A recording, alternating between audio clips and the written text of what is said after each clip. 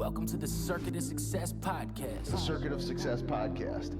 With your host, Brett Gilliland. Brett Gilliland, Visionary Wealth Advisory.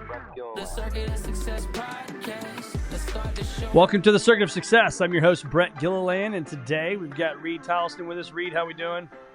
I am doing well, Brett. How about yourself? I'm doing great, thanks. How is beautiful Salt Lake City, Utah?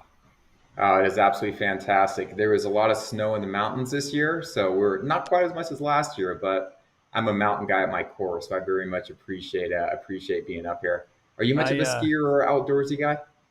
I like being outdoors. I wouldn't call me much of a skier guy. No, I've been a couple times, and it's a lot of work. I'd rather just go to the beach. And so, but I respect it, and I think it's cool. I just it's a lot, man. When I go with my vacations with 4 kids, it's a lot for my wife and 4 kids to go skiing. It's just a lot of work. Yeah, that's to be a logistical quagmire to say the least. So I hear you on that.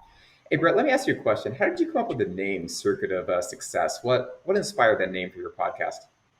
Yeah, that's a great question, man. It's funny. So in 2002, I had a really good year as a young financial advisor. And 2003 was the complete opposite of that. It was an absolutely atrocious year. And, as the year's wrapping up, I was sitting on the island of our kitchen. We had built this. It's actually just right down the road here from where I'm sitting right now. And my wife and I, we did not have any children. I said, God, how do I keep success in this little fenced in area, if you will? And I talked about your attitudes, your beliefs, your actions ultimately get you the results that you want. And I drew little fences around them and gave different words like your faith and your perseverance and all this stuff. And I went in the office that following Monday, and I kind of presented that to our office, and I said, this is what I'm thinking of. And this young intern, he said, man, you should put a light bulb around it. And that light bulb, if one of those things is missing, the circuit doesn't work, and the light bulb. And I'm like, never thought about that. I'm like, you know what? It's the circuit of success.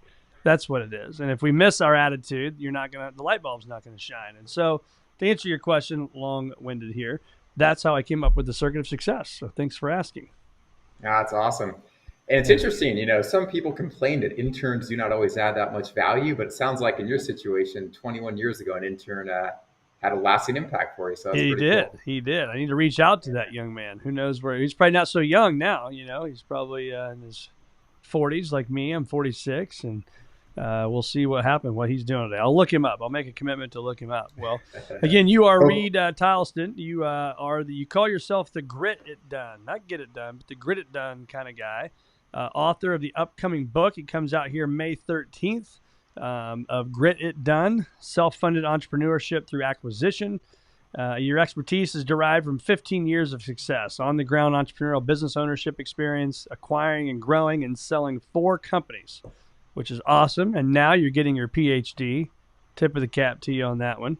But if you could, Reid, give us a little lay of the land, man. What's made you the man you are today? Yeah, thank you so much for that. And hey, listen, I'm just a small business ownership enthusiast at my core. Grew up in the Bay Area. My fascinating fact is that my parents met while at the starting line of a running race. My dad was literally lubing up with Vaseline to avoid skin chafing on a hot day. And my dad's 6'2", and his first cousin's like 6'5", so they're like 2, good looking guys. And it's the late 70s, so they're in like a tank top, short shorts, all kinds of body and hair, and they're lubing up with Vaseline. And my mother walks up, she's like, "Hey guys, forgot my Vaseline at home. Can I borrow some of yours?" So one of my passions in life is endurance, outdoor stuff, all that good stuff. But from a professional standpoint, yeah, grew up in the Bay Area, worked in finance, saved up $100,000. Didn't know what I wanted to do, quite frankly, for a next step. I'm not a software engineer, so I don't have that skill set. And I was out at San Francisco's second oldest pub at happy hour with 2 private equity pros, and we discussed the idea of going out and the world of fitness franchising. So this is way back in 2007. I left my job in finance, took that money, and became a business owner. I was a Anytime Fitness franchisee in 2007. Had some fun with the first club. Didn't choose the best location. I had no idea what I was doing as an operator, but nevertheless, got that club to where it was solidly cash flow positive, and then went out and became a multi-unit owner operator. One of the, not the top one, but always in like the top 1 to 3% of the system. Then I went to business school at Chicago Booth, sold some of the clubs, held on to the best ones.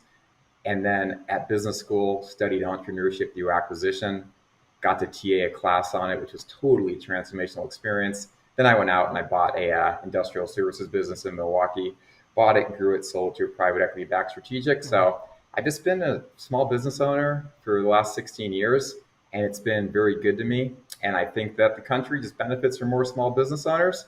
So that's why I wrote a book about it, which takes just my 16 years of doing this, investing in it, teaching it, the whole 9 yards. And it's just like the best first step, the most efficient investment in becoming an entrepreneurial business owner, which to me is just about reclaiming more freedom at its core.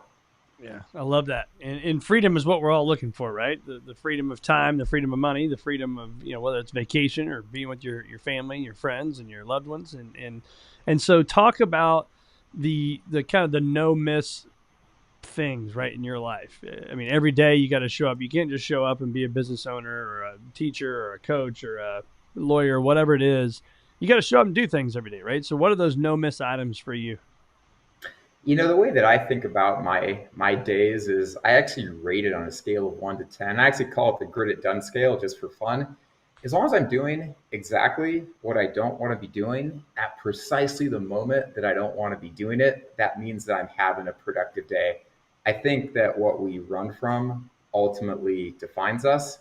So I generally take an approach of just run towards what I want. Now, it's critical in order to do that to actually know what I want. So I think the first step in thinking about if one wants to go out and become an entrepreneurial business owner is that assessment. Because a path is certainly not for everybody, but you need to understand what is it that you want to get out of your life. Are you a business owner? Are you an equity employee, which is more of a CEO route? It's really understanding that assessment. How much money do you want to make? Where do you want to go? What kind of lifestyle do you want? If one doesn't know the answer to those questions, then it's very difficult to take steps towards it. So assessment, first step. Yeah, I love that. And I just had this discussion with a friend, and we talked about clarity precedes mastery, and the clear that you can be on where you want to go in your life. So kind of a question I have for the listener right now.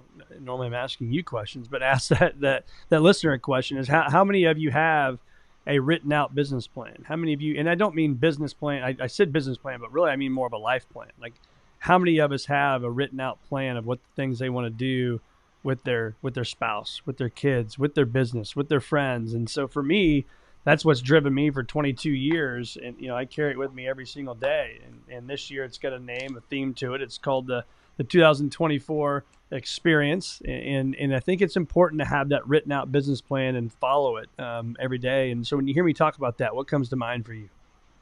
Well, so over the years, people will reach out to me and they'll want to, book a call and be like, hey, I want to, go out and like buy a franchise, or I want to go out and acquire a business, right?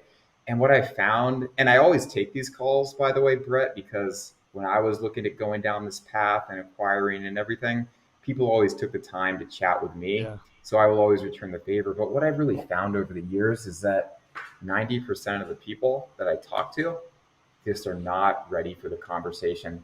They haven't done enough of that self-assessment. They tend to think, hey, being a business owner, it's like the American dream. I want to do that. I want the freedom. I want the autonomy. I want the calendar control. I want the upside. But they haven't really gone to that deeper second level on it.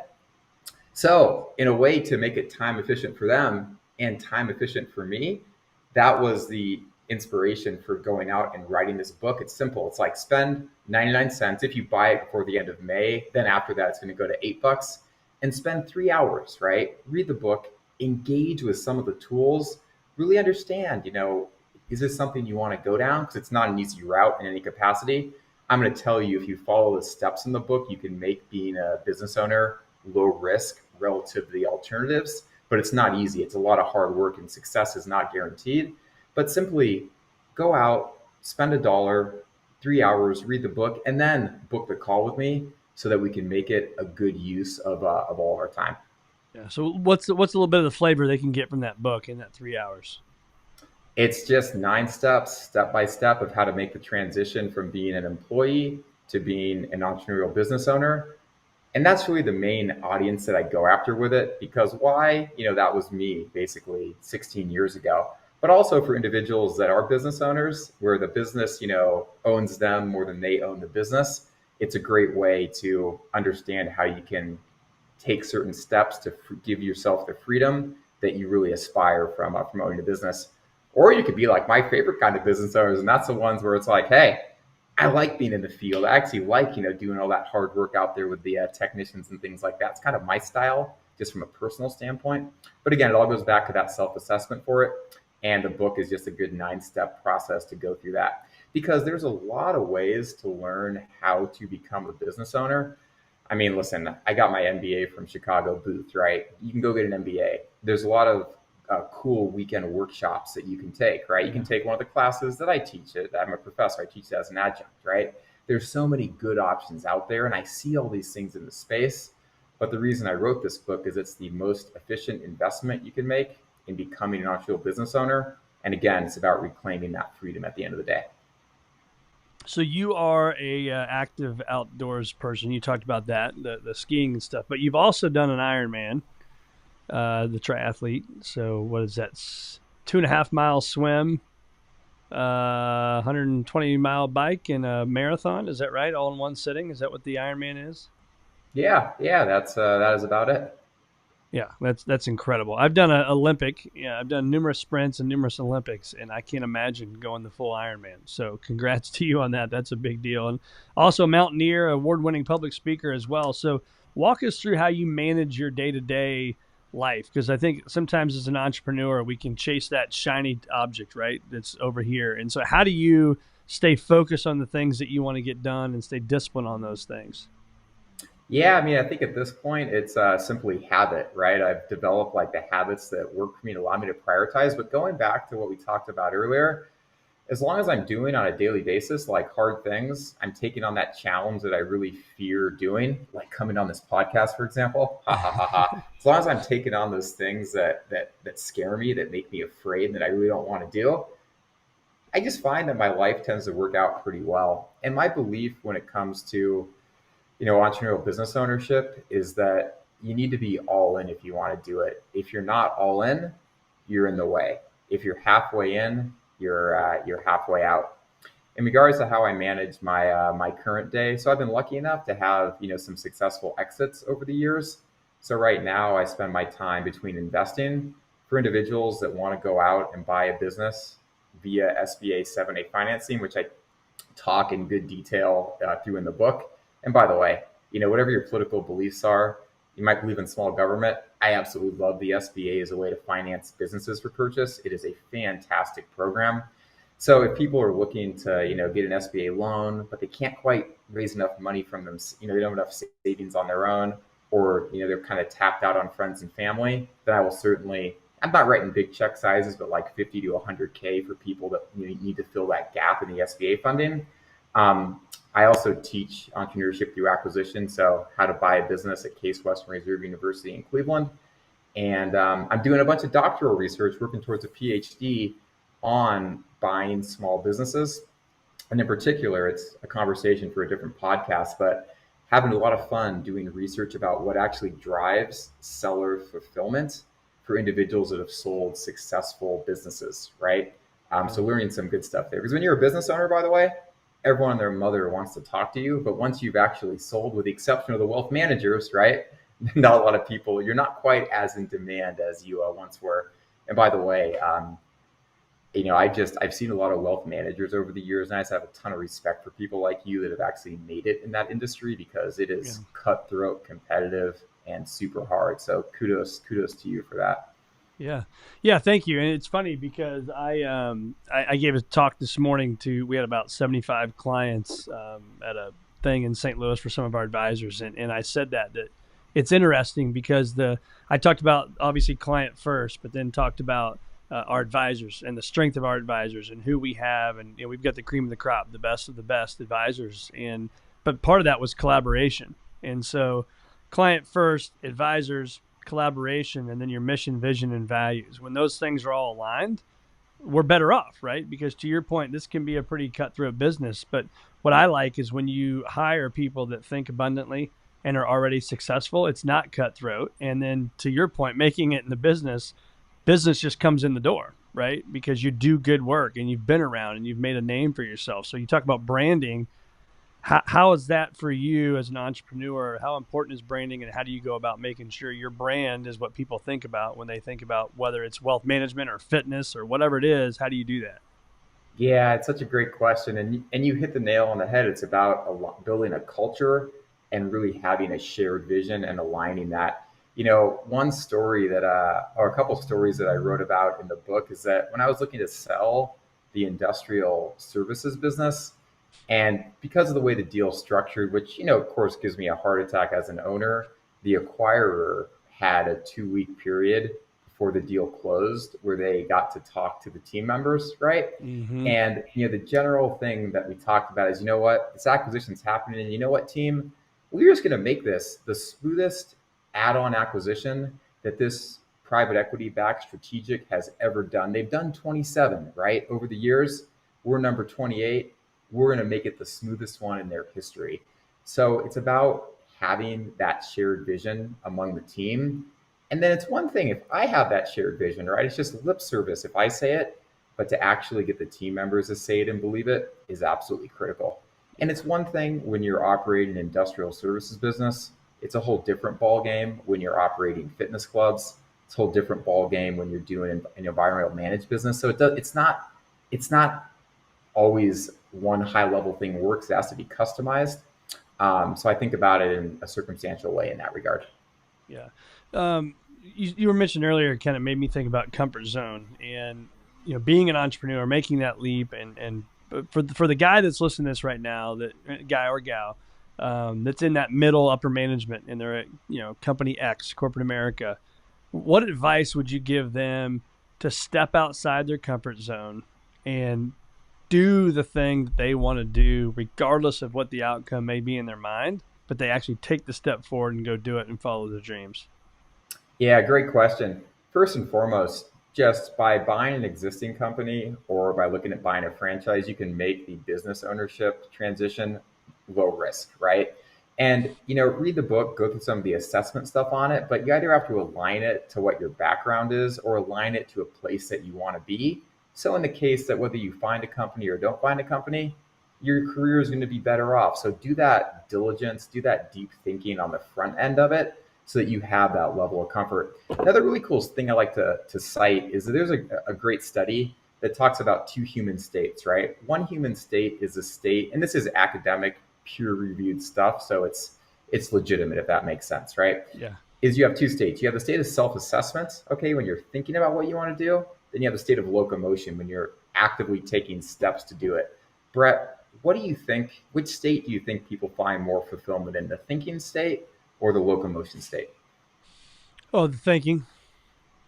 It turns out it's the locomotion. More utility Really? actually comes when people are taking steps towards a goal, and you can actually measure the levels of fulfillment they get by how aligned it is to something we talked about earlier, which is purpose.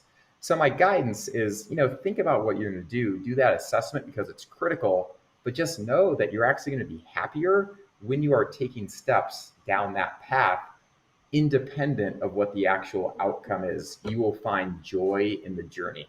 Yeah. It's funny. I'd like to peel that onion layer back because based on your question, I would think a lot of people like to spend time thinking about that exciting new deal they're going to do, right? That new business they're going to start. But very few actually take the action, right? I'm going to try to start a business. I'm going to try to start a podcast. I'm going to try to write a book. I'm going to try to do blah, blah, blah, blah, blah, right? So, but they enjoy taking the time out and thinking about it and dreaming. I'm interested to hear the data behind that of how they actually enjoy making the steps. Because I agree. Yeah. I personally like the step in the journey. But the thinking part is easier because there's no potential downside when you're thinking about it. There's potential downside when we're doing the stepping toward it. Yeah, totally. And if you want some very deep, intense academic writing, I will send you a copy of that study. But it's interesting because you pointed out too, I mean, dopamine, right, is that you might understand the drug that causes it. So what happens is when you're visualizing something, like going to what's one of your favorite restaurants that you like a lot? It really excites you and fires you up. Fraser's in St. Louis. Yeah, Fraser's in St. Louis. So Brett, when you're thinking about Fraser's in St. Louis, the dopamine is like going into your brain. You're getting like high on that vision of it. And there's been other studies that have shown, believe it or not, that you actually get less utility from going to Fraser's than you do from thinking about it when you're making the reservation on it, for sure. But when it comes to working towards a goal that you've established, right, that's where you actually get more utility more fulfillment rather, by taking the actual steps towards it versus thinking about, hey, here's what I'm thinking about doing, here's what I want to do, and not actually going out and doing it. Yeah. So it's interesting. So the key takeaway from that is that when you have something you want to do, just take step-by-step intentional action. Now, not everyone has the high risk loving mentality where they're just going to jump into it without thinking about it.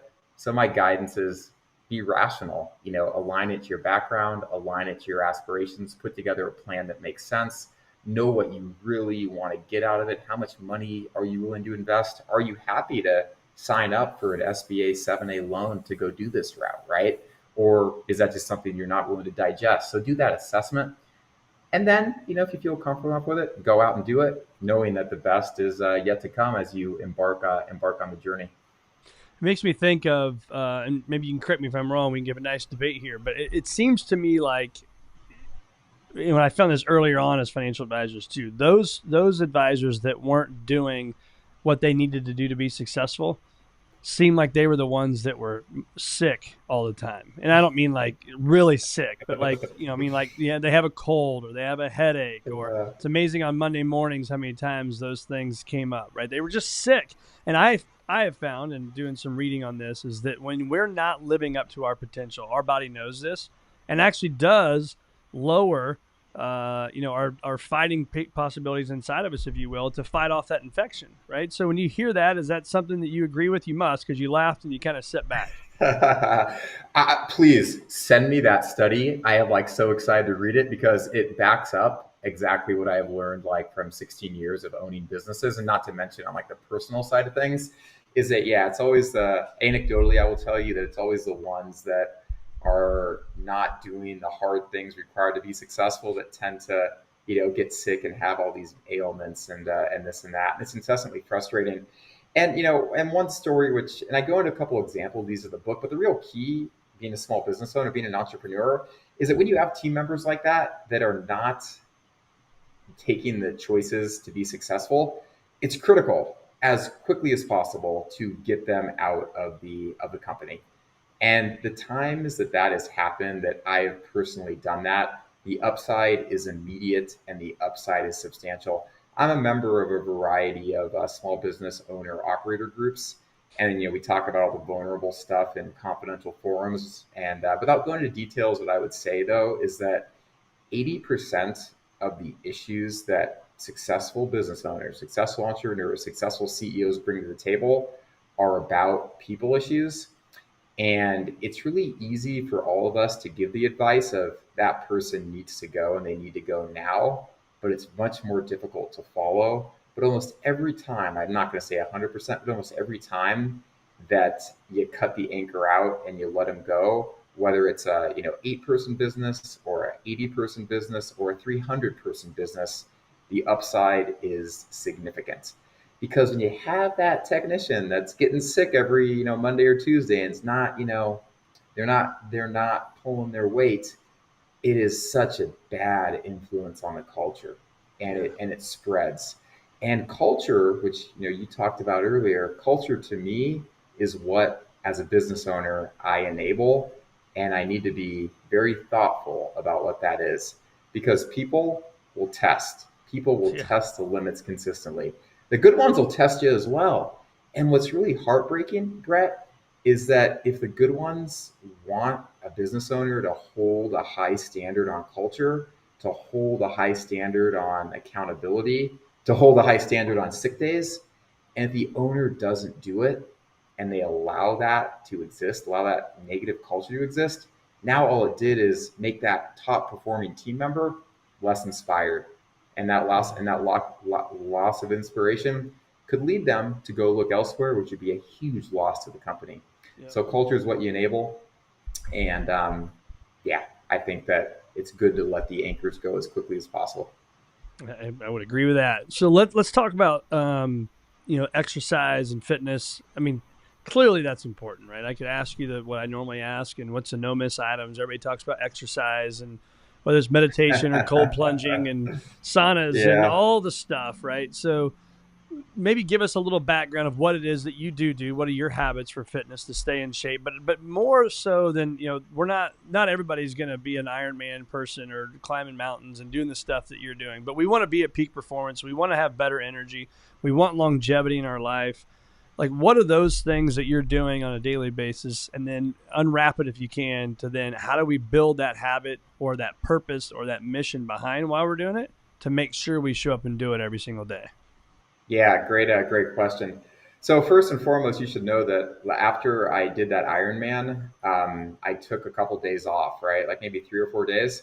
And I've actually like worked out every day since that point, which is well over 5 years, well over 2,000 days. So I have like a nice little streak going. I didn't actually know I wasn't actively trying to do it. Then about 2 years into it, I was like, I haven't taken a day off, and I kept on going. And I've done some competitions during that time as well. But yeah, my morning routine is, from a fitness standpoint, is simple. I get up, I work out for at least 20 minutes. I try to make it time efficient, a mix of cardio, weightlifting, or swimming. And then I cold plunge. I cold plunge every morning as well. And to me, the mornings are the time to do the things that are most important, right? That's when they have to get done. And in terms of how to build the habit and make it long term, a lot of I think it's critical when it comes to fitness. Why do people continue to do exercise activities? If you look at some of the peer-reviewed research on it, it did a cool study about what they call the terminators, right? And the terminators are the people that work out every day consistently for, not every day, but we've worked out for years. And the common response to the question of why do you keep on working out? It's so simple. It's because they said, I enjoy working out. I know the upside that comes after I do it. Before I work out, I'm at, I'm at a scale out of 5 out of 10. During the workout, I'm stressing myself. It's painful. It's real work. I got to put the effort. I'm down to a 3. But then when I come out of it, I feel I'm like at a 9. So because they've gone through that and experienced, the down and the up, then they're going to be incentivized to keep on going and doing it. So that's thing number one, is just do it, experience the upside of doing it, and then you're likely to want to keep on doing it. Secondly, what's the best kind of working out? It's a rhetorical question that I've learned over the years in the fitness space. It's whatever inspires someone to get up and get active. It could be Zumba, it could be HIIT training, it could be running, it could be swimming, doesn't matter. Just do what you enjoy. Third, a big component of any habit and personal change is relationships. So finding the right people to engage in fitness with, that you like spending time with, is a fantastic way to drive that habit. And that goes not just with fitness, it goes with everything else as well. The individual that it advises me on my PhD dissertation is a world-renowned expert on intentional change. I've been studying this stuff for 40 years, and he actually wrote some of the initial work on EQ, emotional quotient. And he will tell you that when it comes to habit change and personal change, there is one constant throughout every step in the process, and that is what he will term as resonant relationships that you find along the way.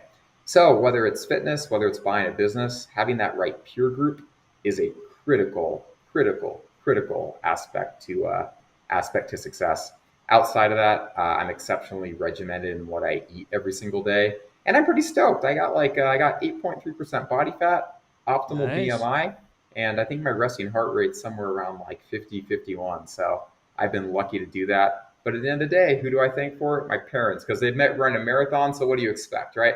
Right. Yeah, it's kind of in the blood, isn't it? Yeah.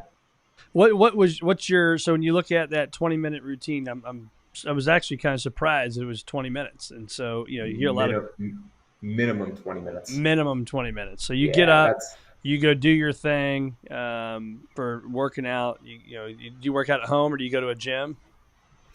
So I live in I mix it up every day. I live in downtown Salt Lake currently, and one of my interesting passions in life that I got into when I lived in Chicago. And if you want to have a fun article, I got profiled in the Wall Street Journal about this. So just Google Reid Tileston Wall Street Journal. They profiled me for my competitive stair climbing.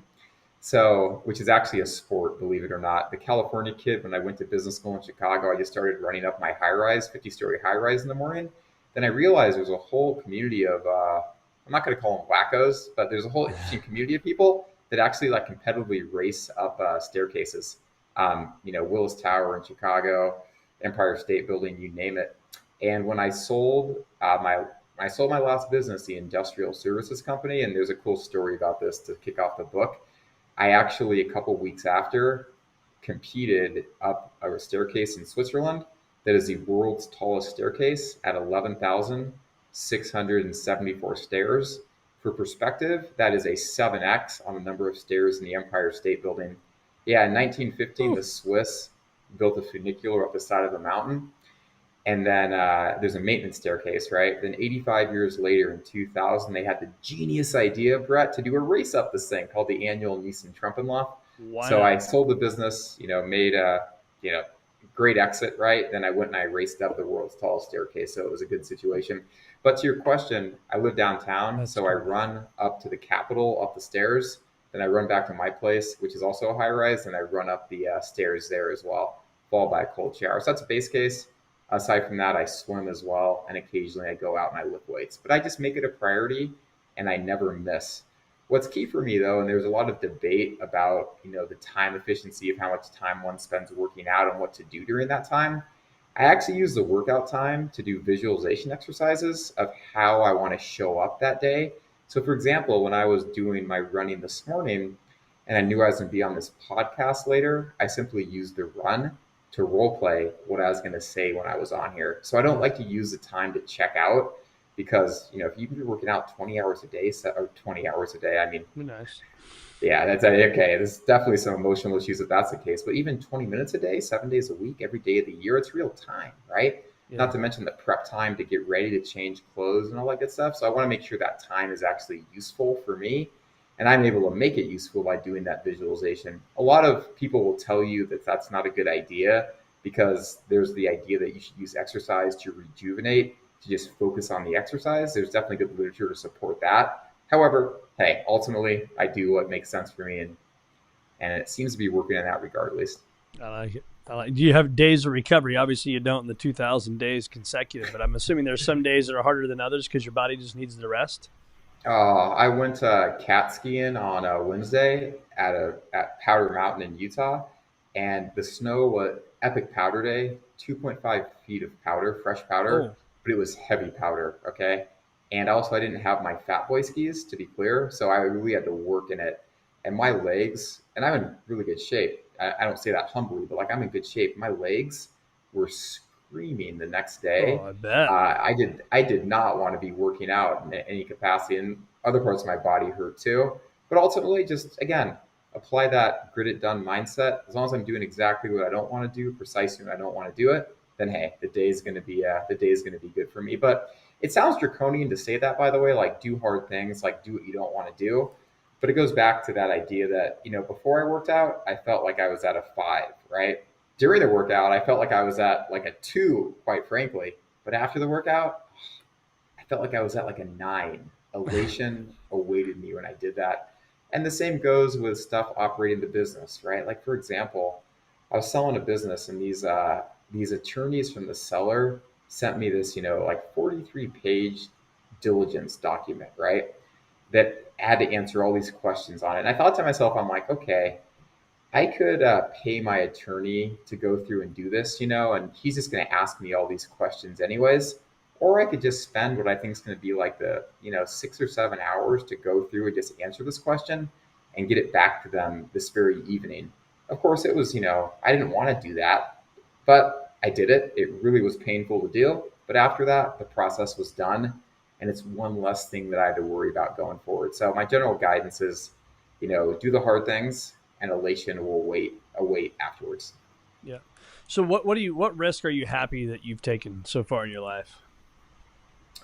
I'm very happy with 2020 hindsight that I took the risk to leave my job in finance in San Francisco to go off and do this. And let's be clear, the opportunity cost is high. At that point in my life, I had about 100K in the bank, and I was making, as a recent graduate of UC Berkeley, a little bit more than 100K in salary. And I had good options. I could have gone and I could have stayed there. I could have gone and gotten a good job in finance. Could have done a lot of very interesting stuff. Um, Ultimately, though, I'm just glad that I took and I went out and became an entrepreneurial business owner, because in doing that, I've done much better, much better than I would have been if I'd stayed on that traditional path. And there's big FOMO because fear of missing out, because that fund I worked at, by the way, it was like $30 million then. It's like $1.4 billion now. So they've done very well. But even if I had stayed there, how I've done as an entrepreneurial business owner financially is a much better alternative. So I'm happy I took that risk.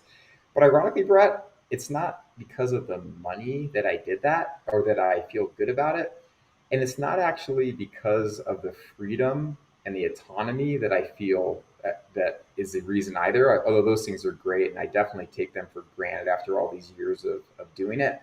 But the biggest actual drivers is that being an entrepreneurial business owner, I'm in the trenches and I have a great opportunity to help and push team members to level up their lives. And I'm not talking about pushing the MBA from Stanford, right? I'm talking about the technician that's making like 40K a year, can do things like say, hey, if you get a CDL, commercial driver's license, you can make like almost double the money, like more than double the money now, and actually investing in them and helping them do that. I find that to be the most fulfilling part of this journey.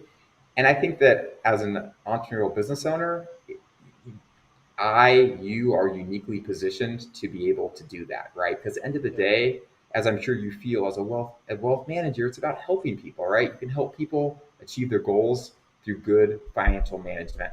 I've been able to find that, and I've seen a lot of others find it through being a business owner and investing in the team. And don't get me wrong, team members are the ultimate pleasure. They're also the ultimate pain. Let's be crystal clear. But some of the best relationships that I've had, both while I've operated in the businesses and afterwards to this day, are with those team members where I've developed truly resonant relationships. And the most fulfilling parts is looking back on the individuals that I've had a chance to help along the way, whether it be doing unique things like getting a commercial driver's license or helping them file their unfiled taxes in the last few years, it goes across the board. And secondly, as a business owner, as I've seen how the sausage of our country is made and really experienced it, whether it be on regulations, on lobbying, local governments, and things like that, it has made me much more civic minded. And I think that is something that it does for others as well. So the money's been good, the freedom has been fantastic, but the helping people and become more civic minded, that's what really drives me for it. And that's also the real intrinsic inspiration for teaching this and writing this book about it, is I just believe that the country is better off with more small business owners. And also the individual, Brett, who's making $1,118 a week, which is the US median wage. So call it 70K a year grossed up with the value of benefits. I'm going to make the argument that they can do better financially by going out, finding a business to buy, getting an SBA loan, and they'll make more money that way short term. They could also, with a good exit 10 years down the road when the debt's paid off, could make in the millions of dollars. And they're just going to enjoy the journey with all the freedom that they potentially have more as well. So there's a lot of businesses out there to buy, 6 million in the US. There's tons of franchises to open as well. The process isn't easy, but I really think that for a lot of Americans, it is a fantastic way to go. Awesome. Great answer. Last question for you. Your mission is to help people get more out of their lives. Our mission, as you can see here, is future greater than your past, is helping people achieve a future that's greater than their past. So when you hear those two missions, obviously one yours, one ours, what comes to mind for you, and how did that mission come alive for you? The mission came alive for me, and I thank all the people in my life, whether it be my older brother, whether it be my parents, whether it be my current dissertation advisor, that pushed me to be the best version of myself possible. the world is filled with people, and utility in life comes from relationships.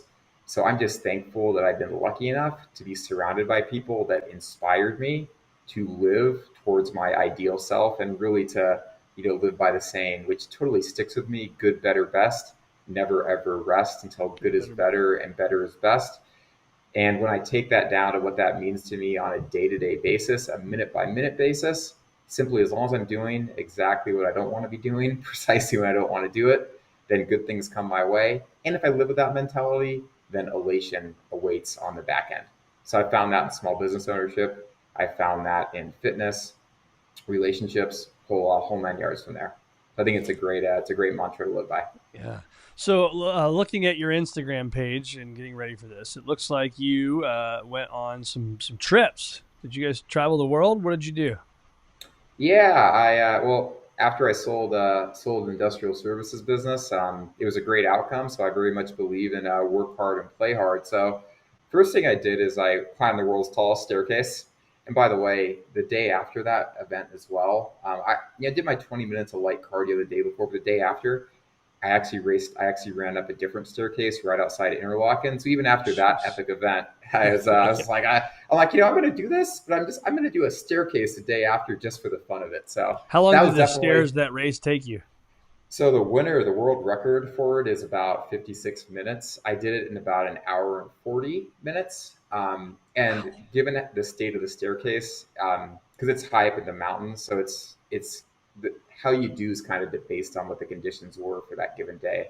It is an absolutely great event. Nissen Trumpenlauf. It's kind of hard to get into, and it's coming up in June. So I highly encourage any of those fitness enthusiasts out there to give it a good look. It is a lot of fun. So my staircase over here outside the podcast studio, the 5 stories, I should stop whining about that when I come up the top and I can barely breathe and I feel like I'm in decent shape. Well, you should be proud of yourself first and foremost for taking the stairs versus taking the elevator, right? So give yourself a high five on that side of it. And then, then once you get past that, just keep on going faster and keep on moving and keep on pushing yourself. And heck, next time you're on the road and you're in a hotel, it's like, maybe 8 stories, 10 stories, 20 stories, go to the lobby, find where the staircase is, and you get a nice little workout going that way. And it is amazing. I've been doing this at night when I leave, say it's 5 o'clock, and I am going down the stairs, which is obviously a hell of a lot easier than going up them. But what I've been doing is I'll go down and then go back up and then go down 2 and then go back up 1, right? So you basically went down and up each one on the way down. And so I found it's pretty awesome, man. It gets the heart rate going, but it's been good. So I need to do more of that. I need to do more of that. So. And the one thing I'll add on to it too, for all the people we're going to inspire to become stair climbers here, is that what's really great about it is that, time's the ultimate commodity. You discussed that earlier in the podcast, but stair climbing, it is very time efficient. It is very high intensity, and it's low impact because you're going up, and typically you can take an elevator down. So you don't actually have that much wear on your body, like going like you would if you went on like a 40-minute run or a hike or something like that. So to me, it is an absolute no-brainer, which is why I've been doing it for so long, and I highly recommend it. That's awesome. So again, you guys traveled the world, it looks like. Is that true? Yeah. Did 21 days, 4 countries, 11 airports, and I'm a pretty high intensity individual, so it was just nonstop. Went to Singapore, then went to South Africa, safari, hit up some of the wineries, Cape of Good Hope, Cape of Good Hope, did all the Nelson Mandela stuff, tours of downtown. Then went up to Egypt, went through Ethiopia and Qatar to get there. I checked out the pyramids. By the way, I found out that you can stand on camels. Did you know that? No. And you can't see me standing up. I'm 6'3". Let's just say that balance is not my biggest strength in life. But yeah, we got to stand on the camels, and the pyramids.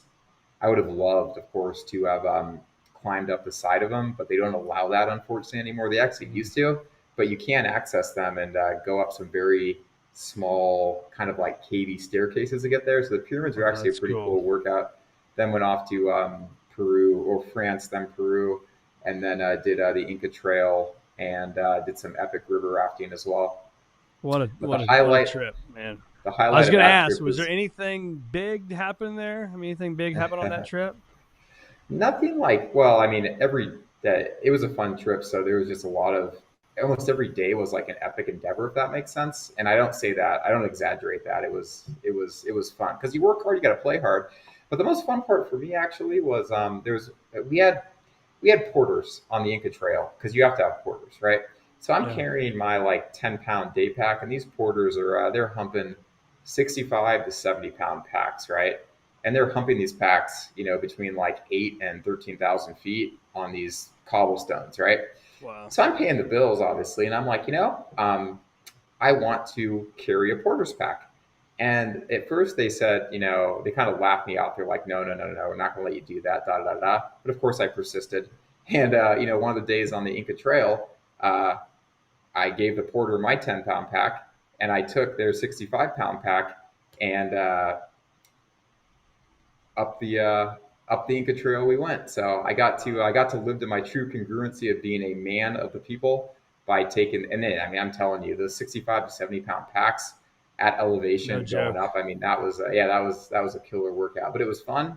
And most importantly, you talk about culture earlier, right? Like we had fun on that trip. And I got to tell you that it almost sounds like cliche and too good to be true. But after I like took the porter's pack and they saw me, stumbling and like suffering and just totally pushing myself going up there, I had so much more fun with the porters and the cooks and everyone thereafter. We were like high fiving. The rapport level just went out of the roof. So I'm a big believer when it comes to entrepreneurial business ownership and life in general. Just get Yep. dirty, like get your hands on. That's really how that winning culture gets created, and that winning culture will just permeate all throughout the Yep. organization. And when you get it, when I've experienced it, whether it's on the Inca Trail, whether it's with fitness clubs, whether it's with industrial services businesses, you name it, that's where the real fun comes out of it. Yep. But when you get that one bad apple, right, that creates that toxicity, that's when you got to let him go and Yeah. or let him or her go, and that's where that upside comes. Well, I mentioned earlier, my goal planning is experience 2024 experiences, right? And I think for you, the thing I hear there as well is we all have successes, and it doesn't necessarily have to mean financial success, or it doesn't have to mean selling a company. But what you did there was went and celebrated the success, right? The fruits of your labor, and went on this worldwide trip, basically. And I think that's something I try to do to slow down more is create these experiences. I've always loved being with experiences, especially with my wife and kids, but is scheduling it and doing it and going and making it happen. So if anybody can take anything from that, just slow down enough to be thankful for what we've done, where you've gone, where you've come from, where you're at now, but schedule the celebration for whatever that celebration is. I completely agree.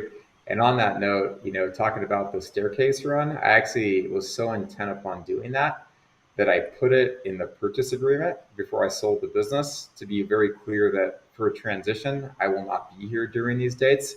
And we actually had to negotiate back and Wow. forth on it. But to your point, it was that important to me to find that balance and to work hard and play hard that it was a non-negotiable in it. And I think that if people don't have the discipline to, like you said, one, be grateful, but also to schedule the balance and the downtime that they need, then I think that not doing that it can be problematic. I would agree. So, Reid, where do our listeners find more of you, my man? You got a website here? Yeah, just hey, buy the book through the end of May. It'll be 99 cents. So go to grititdone.com, buy the book, get access to some of the tools that we talk about in there. Tool number one is going to be assessment, and we'll go from there. Love it, man. Well, congrats on the book. May 13th is the big day, and which is today. And have an awesome time enjoying that success with your book, man. And it's been awesome having you on the Circuit of Success. And I'm looking forward to hearing about how your next, jaunt up the stairs goes. I'm expecting 10% more effort than the last time you gave it. So, All right, man. I'll let you know how it goes.